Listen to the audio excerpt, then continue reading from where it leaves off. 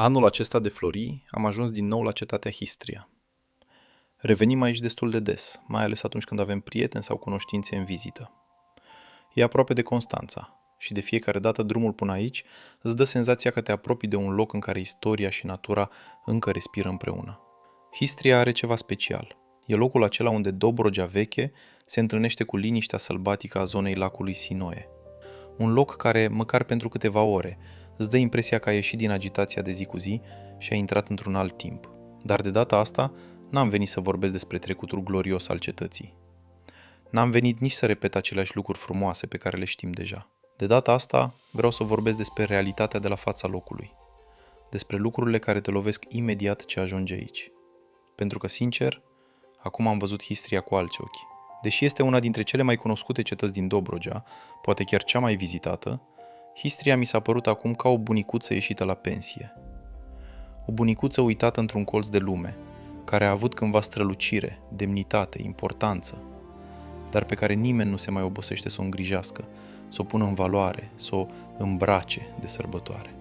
Intrarea în cetate costă 16 lei de persoană, iar pentru muzeul de la intrare mai plătești încă 16 lei. Noi am ajuns într-o zi caldă și am ales să nu mai intrăm în muzeu. Știam deja ce ne așteaptă. Geamuri închise, lipsă de ventilație, aer greu. Am mai trecut prin asta și, sincer, vara nu recomand muzeul, mai ales celor care au probleme cu tensiunea. În loc să fie o completare firească a vizitei, ajunge să fie o experiență obositoare și apăsătoare. Și aici apare marea problemă. Histria este un muzeu în aer liber, dar un muzeu mut. Un loc plin de istorie, dar în care aproape nimic nu îți spune povestea lui. Nu există un traseu viu. Nu există explicații clare. Nu există acel ghidaj care să te facă să înțelegi ce ai în fața ochilor. Tot ce vorbește despre istorie sunt câteva panouri decolorate de vreme. Pe unul scrie despre un magazin antic, în altă parte despre terme, mai jos despre o basilică, dar când te uiți în jur, cu greu mai poți înțelege ce este ce. Și atunci te întrebi firesc, ce înțelege turistul venit pe cont propriu? Ce înțelege străinul care ajunge aici pentru prima dată? Probabil că, în fața ruinelor, singura lui soluție rămâne telefonul și o căutare rapidă pe internet. E trist să vinzi bilete, dar să nu oferi și povestea.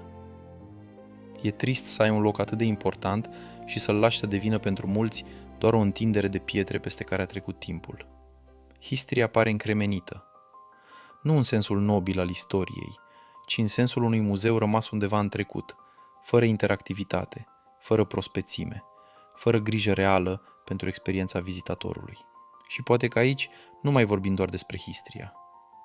Poate că vorbim de fapt despre felul în care știm sau nu știm să ne respectăm patrimoniul.